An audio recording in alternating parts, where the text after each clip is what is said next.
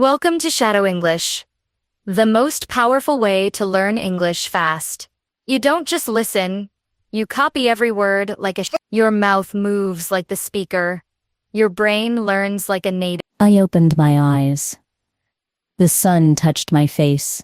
The room was quiet. I stretched my arms. I felt strange, but my hands were not hands. I gasped. I had paws. Soft, furry paws. My nails were sharp. I touched my face. It was not my face. I ran to the mirror. My heart jumped. I saw a dog, a small brown dog. It was me. I shook my head. This is not real. I barked. Yes, I barked. The sound shocked me. I was Emma, but now I was Max. Max, my pet dog. I was inside him. I lived his body. The door opened. My mom walked in. She smiled at me. "Oh, Max, you're awake." She did not see Emma. She saw Max. She patted my head.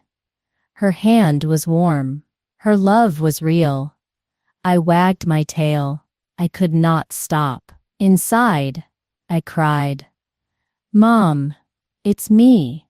But she only heard barking. She only saw her pet. I felt helpless. Mom scratched my ear. It felt good. Too good. My tail wagged again. I could not stop it. Inside my head, I shouted, "Stop wagging, Emma. You are human."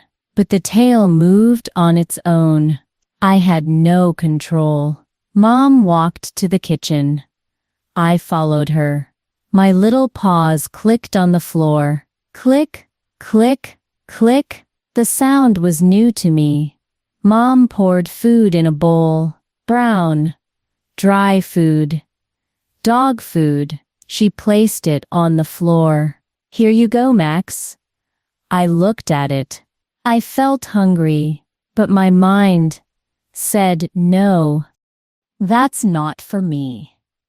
I eat cereal. I come and stuff a lango. I nuts pulled me closer. The smell was strong. Too strong. My stomach growled. Before I knew it, I was eating crunch, crunch, crunch. The taste was strange but nice. I stopped. I looked up at Mom. She smiled. "Good boy, Max." My heart broke. I wanted her to say, "Good girl, Emma." I wanted my voice back, but only a small bark came out. "Woof," Mom laughed. "You're happy today." No, Mom, I was not happy. I was lost. I was trapped in Max's body. The day went on. I sat by the window. I watched people walk by. Kids laughed. Dogs barked. Cars moved fast. Everything looked different. The world was lower. The world was louder.